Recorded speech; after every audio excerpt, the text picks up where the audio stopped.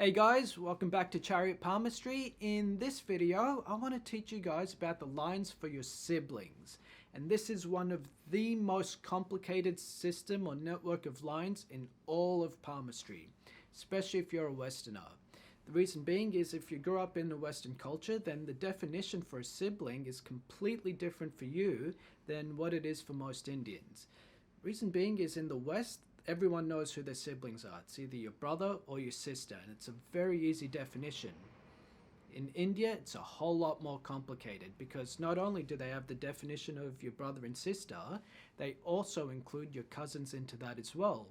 In the Hindi language, there's no word for cousins. They call that person brother or sister. So the lines for your siblings include those people, or at least those cousins that you're close to, and it also includes some of your friends too. Yeah, sometimes you have a best friend, you say like, this person's like my brother, or this person's like my sister. They'll have a line as a sibling on your hand. And in some really rare cases, if you have a parent who has a big age gap with one of their younger siblings, they'll turn up as one of your siblings on your hands too. So this is really going to muddle your head, but be patient and bear with me. I'll give you the theory to all of this first. So this is where the lines appear on your hands for your siblings. The older brothers appear just under the index finger on the mount of Jupiter. So most people, what you'll notice is you'll have a really thick line here.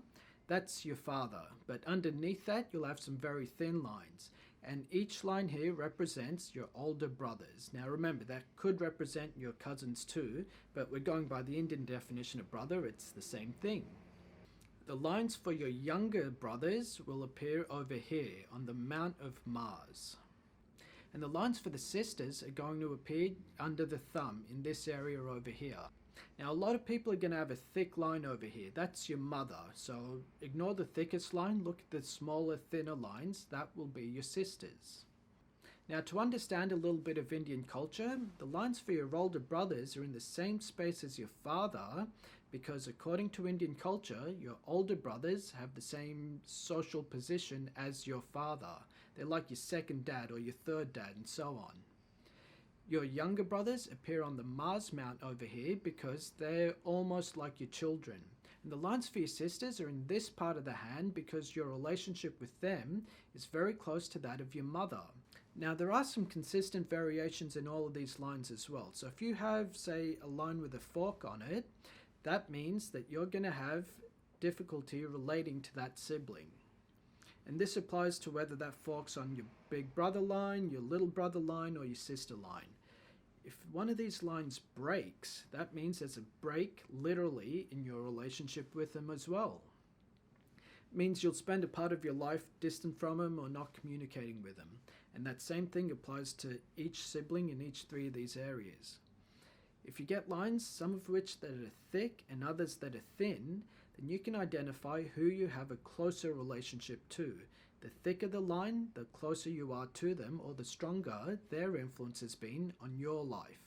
A thin line means a very minimal connection to that person. And a really cool thing I want to point out to you guys, if you see like really thin micro lines running through here, that represents your siblings' children. So you can actually count how many nephews and nieces you are going to have by counting all the lines along this area here. So that's the general gist of your sibling lines on your hands. Now I'm going to show you guys why this is so complex and why so many professional palmists even struggle with this sort of thing. So let's assume you're looking at the hands of someone who has two sisters. In theory, they should have two lines just over here. But let's say, like hypothetically, one of those sisters is gay. Now, this is an exception. Like if you have a sister who's a lesbian, she'll actually turn up on your hand as a brother.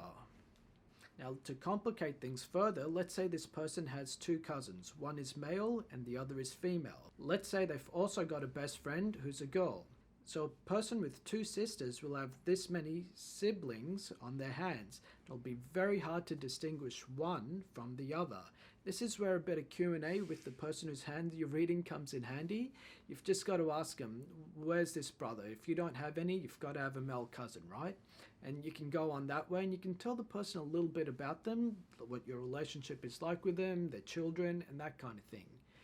This is why siblings are so complicated. Now, there is a way to look into past lives for your siblings, but I'm not going to teach that in this video because I have a feeling I've already done your head in with complexity already. I do have a video on your past lives with your father and also your mother. I'll link to that in the description below. So if you guys want to learn the general theory of past lives with those lines, you can apply it to these lines too. But if you want like a specific video just on your past lives with your siblings, put a comment to this video, and if I get enough of you guys wanting to learn that, I'll try and put something together. But this, guys, is the lines for your siblings. And if you have any questions, and I'm sure you will, put them in the comment section below.